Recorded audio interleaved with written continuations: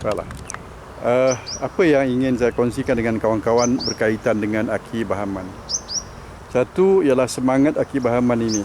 Semangatnya adalah semangat kewalian. Awal-awal tadi saya telah nyatakan bahawa Aki Bahaman dituduh oleh atau dilabelkan buruk oleh British. Dia katakan berkaitan dengan pemberontakan Datuk Bahaman berpunca daripada tidak boleh membayar cukai, tidak boleh mengutip cukai seperti sebelum ini.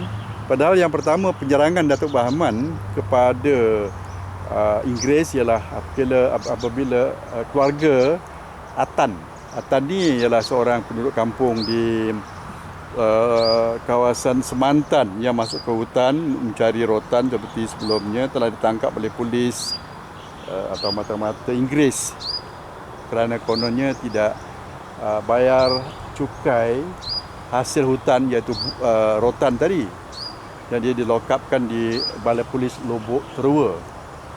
Saya pernah sampai ke tapak Balai Polis Lubuk Terua di Semantan beberapa kali melihat keadaannya, dan Aki Bahaman kesian kepada keluarga Atan. Maka suatu malam itu Aki Bahaman telah menyerang Balai Polis yang dijaga, dikawal oleh mata-mata Melayu sebenarnya. Sebenarnya Atan telah diselamatkan dan kemudian dipulangkan kepada keluarga. Mulalah Inggeris marah. Berikutnya kes yang lain ialah apabila Datuk Bahaman telah mengadu kepada Sultan Ahmad I berkait dengan hal kejahatan Inggeris. Mula golongan yang berhati kotor mencipta fitnah ataupun penipuan dan memburuk-burukkan Datuk Bahaman. Dan Datuk Bahaman telah dipecat sebagai orang besar belapan negeri Pahang, dan kawasan tanah iaitu Semantan yang dianugerahkan oleh Sultan kepada Aki Bahaman telah dirampas. Dan tentulah, of course, banyaklah individu yang cuba mengambil peluang menjadi pengganti Datuk Bahaman, pengganti Tok Gajah, pengganti Aki Mat Gilau, kerana nak berebut kekuasaan harta itu.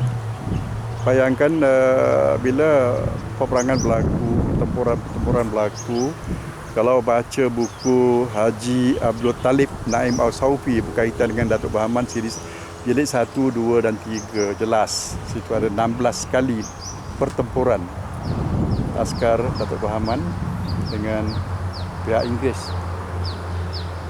Dan saya melihat sendiri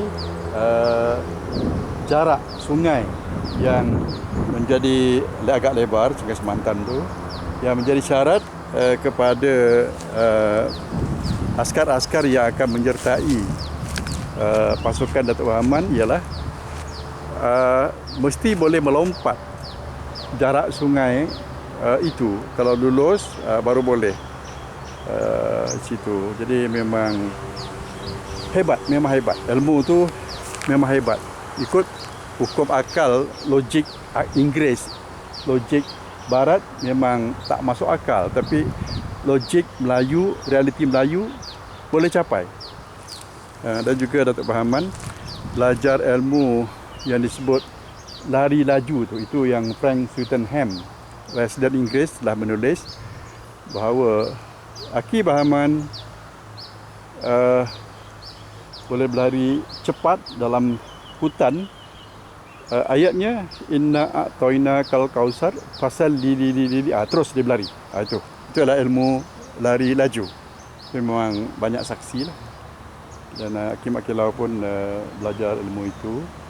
Perkara lagi, kata Frank Swettenham berkaitan dengan Datuk Bahaman, keistimewaannya dia katakan Datuk Bahaman ialah pengakap ataupun the best scout in the forest.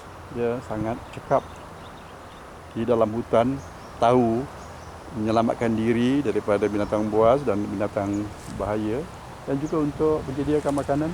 Pernahlah Datuk Bahaman membantu Inggeris, tapi Inggeris masa itu jenis kebanyakannya memang berhati kotor dan jahat. Penjajah itu penjara. Ikan nak balik. Itu jenis manusianya. Ini bukan soal kafir atau tidak kafir, tapi soal hati bersih ke tidak. Ada juga orang kafir yang hati bersih. Ya. Jadi, Aki Bahaman dikenal pasti oleh contoh hati bersih tadi, itulah Raja Siam. Cerdik dan walaupun tidak Islam, tapi telah menguji Datuk Bahaman semasa di Chiang Mai. Selepas Sultan Kelantan lindungi Datuk Bahaman dan pasukannya ada 12 orang di situ, termasuk Hakim Akilau, Hakim Alela. Datuk Gajah telah meninggal dunia lebih awal dan dikebumikan di Pasir Nering. Saya pernah sampai dan saya pernah buat kajian untuk museum Pahang, dibayarlah itu.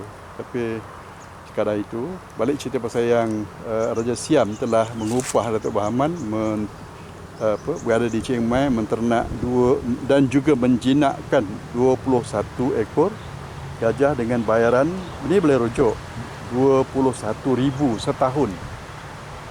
Waktu itu duit Inggeris, 21,000 pound.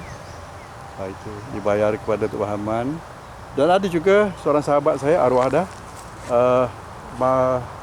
Mahmud Baginda. Waktu saya memberi ceramah berkait dengan hal Datuk Bahaman di perpustakaan,